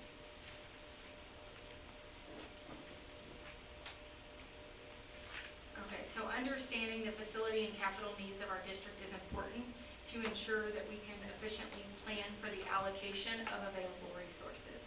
Schools operate with two major funding sources, M&O funds, which are controlled by the state funding formulas set by average daily attendance, and are subject to recapture. 86% of our general fund budget is payroll, 10% is utilities and insurance and other fixed costs, which only leaves about 4% for all other district needs. The INS fund, those funds are generated to repay debt associated with bond programs and can only be used to fund facilities and capital needs, not teacher salaries. These funds are not subject to recapture. We want to ensure that we are planning for the allocation of both the M&O and the INS resources and leveraging the capacity that we have on the INS side of our tax rate and maintain a stable rate versus constantly increasing and decreasing the rate. So proper planning is essential. The value growth in Brazosport ISD over the past 20 years has increased significantly, but I will point out that over $11 billion of the growth is associated with industry projects that have approved 313 value limitation agreements in place. And so the additional tax base from the industry projects alone has what has enabled us to complete the 2014 and 2019 bond programs without increasing the tax rate. And so when we were planning for both of those, we only planned for the value growth that was included in those value projections on the 313 agreements that we had in place. And so when looking ahead and projecting what the capacity would be moving forward, this is one scenario. I know it's small, but based on the value growth rate, which is very conservative of 0.5%, maintaining a current INS tax rate, and assuming that the interest rate at the time that we issue would be 4.5%, we could issue $268 million in 2025 with an additional capacity available as early as 2027. This is one of probably 1,000 scenarios that we could run, just to kind of show you what we would look at doing depending on what we included in the bond, or what we could do. It is important not to just evaluate the capacity, but also evaluate our current outstanding debt. All debt prior to 2014 has been paid off. We have outstanding debt of $425.9 million, of which $337.9 is principal related, the rest is interest. We have prepaid off some outstanding debt to reduce the long-term interest expense to taxpayers, and we're going to do that again this year. Our current debt, top right chart, increases as we issued the voter-approved 2014 and 2019 bond program, and has since started to decline as we're paying it off, and paying it off even faster than we projected. Our debt per student in ADA is $33,000, which is the chart in the bottom right-hand corner. And so for comparison purposes, the state average of debt per student in ADA is $28,000, and the average in the Region 4 area is $31,000. So we are a little bit higher, but not far off, and that number will continue to decline this year. And lastly, I'll add that our outstanding debt to taxable value is a first for our financial integrity rating system indicator, to which we receive full points, meaning our values are strong enough to cover the outstanding debt. We could consider the use of INS tax revenues in excess of current debt obligations to defease future bonds, saving interest, continuing to save interest over the life of the current outstanding debt.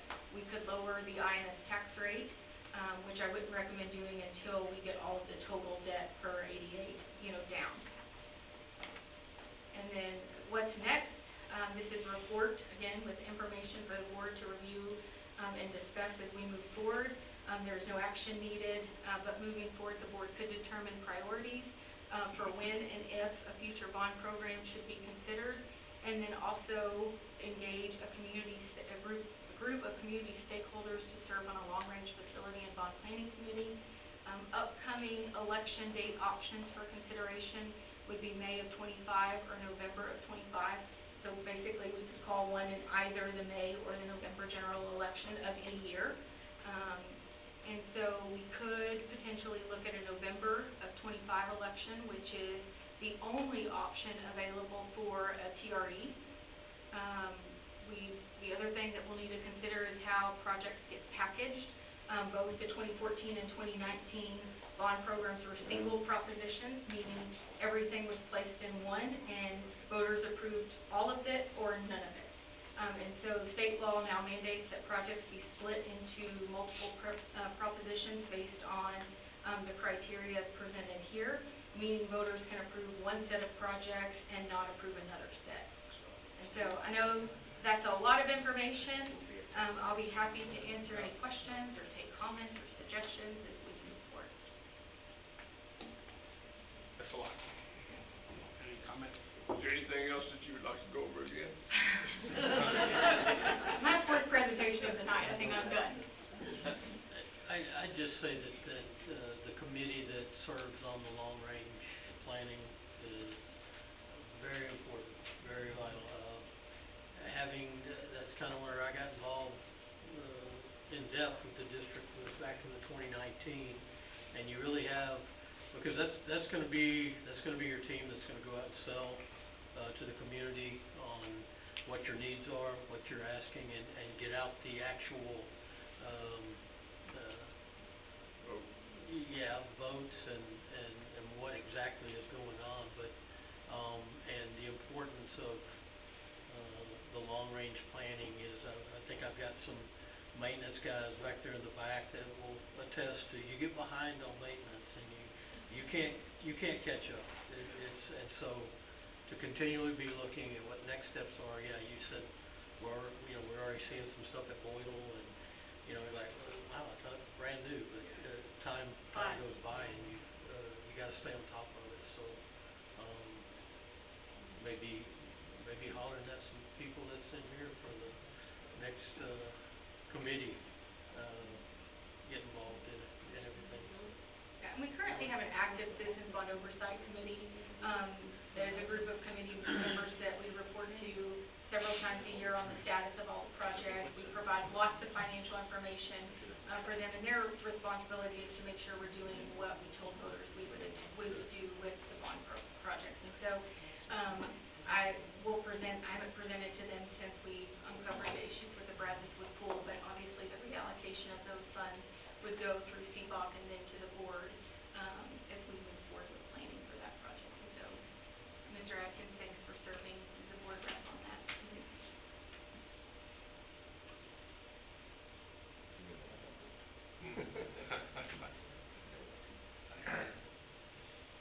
That's a lot of situational information you presented, and thank you for doing that, because make things a lot, understandable. And one thing about the past bond elections that I think that has been beneficial is very transparent. Put out a line item, sample of what it's about and how it's going to go and what it's going to be used for. And you go to the voters and you explain things to them so they understand, not what they hear on social media or see on social media or want to make up. And so I think that's crucial too.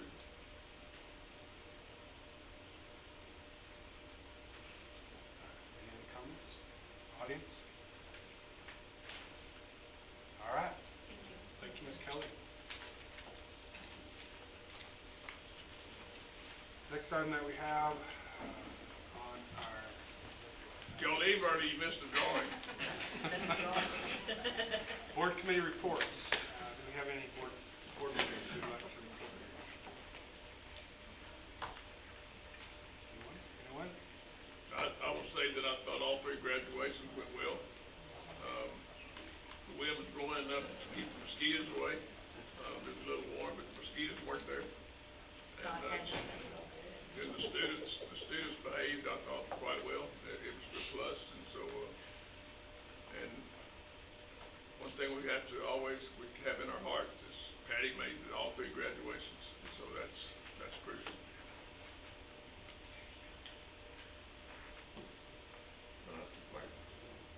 Anyone else? Board committee reports. All right, next item on our agenda, our next regularly scheduled meeting will be July the 15th, right here. Next item is executive session. Executive session may be called for the purposes permitted by the Texas Opens Meeting Act, Texas Government Code, Section 551.071 through 551.146, Section 551.071, consultation with attorney, Section 551.071 on any agenda item, Section 551.072 for the purpose of discussing the purchase, exchange, lease, or value of real property, Section 551.074, personnel matters, appointment, employment, evaluation, or assignment, duty, discipline, dismissal, or complaint, Section 551.076, safety and security audit report for Brazosport Independent School District, 15.1 TEC 37.0814 solution to good cause exception, Sections 551.082 for the purpose of considering discipline of a public school child or complaint or charge against personnel. And once again, we will be back. We will now reconvene. The time is 9:52 from executive session. We have one action item. Public comment will be allowed before a vote is taken on each action item. I'll make a motion that we accept the safety and security report as Presented. presented. Do I have a second? Second. Motion All in favor? was made by Mr. Reinhardt, seconded by Mr. Atkins. All those in favor signify by saying aye. Aye. All opposed by nay. All right. Carries. Unless there's any objections, then we will stand adjourned.